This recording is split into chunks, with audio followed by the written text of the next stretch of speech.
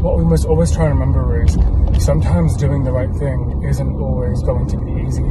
Sometimes you're going to be met with a lot of internal struggle, and when you have that struggle, it's going to be a lot harder for you to maybe do the right thing because there's so many obstacles in your way. But you have to remember that being somebody who, you know, takes accountability for themselves is somebody that is very much, you know, advanced in their emotional maturity.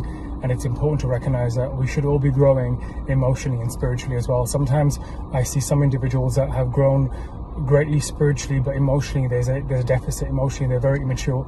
So to grow emotionally, it's important that we take accountability for the things that we've done wrong, and recognize that all of us do things that are wrong, and also recognize that a big part of doing that is accepting the truth. And sometimes the truth can be hard to swallow. Sometimes it can be like taking a pill, and the pill, when you take a medication, you take a pill, it's not always going to be you know, sweet. Oftentimes, more or less than not, it's going to be bitter. Or sometimes if you can't take a pill, you take an injection, and the injection comes with a sting. So sometimes the truth can come like that as well. But recognizing that, and recognizing that it's part of your growth, if there's some, you know, sting internally that you're experiencing, that's actually a good sign. It means your heart's alive. If somebody's constantly coming to you with the truth and you don't recognize it, and you don't act upon it, and you don't acknowledge it, and it has no effect on you, that's a deeper problem. So the fact that we recognize these things within ourselves, and it hurts us, and it makes us feel uncomfortable, it's important to recognize that.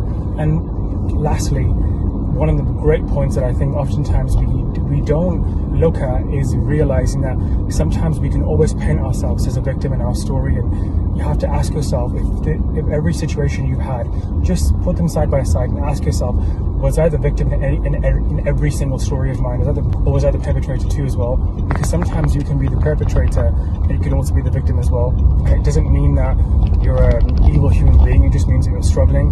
But the one who is deeper in their struggle is the one who denies this reality and assumes that everyone else is to blame all the time, and never taking accountability, and always painting themselves to be the victim in every single circumstance. So you can do that when you look at individuals and you look at some people and they always paint themselves like they've been so wronged, but never really saying, I messed up here, I shouldn't have done that.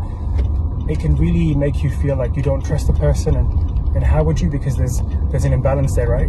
So that's something to recognize as well in people, and to avoid certain people that, you know, never take accountability, because a day will come where you might have a conflict with this person, and you know that the tables will turn and they will turn against you because they've done that their whole life. And it's just a cycle of enabled behavior, and not a lot of heeding of the wounds that they have within them. Something to think about.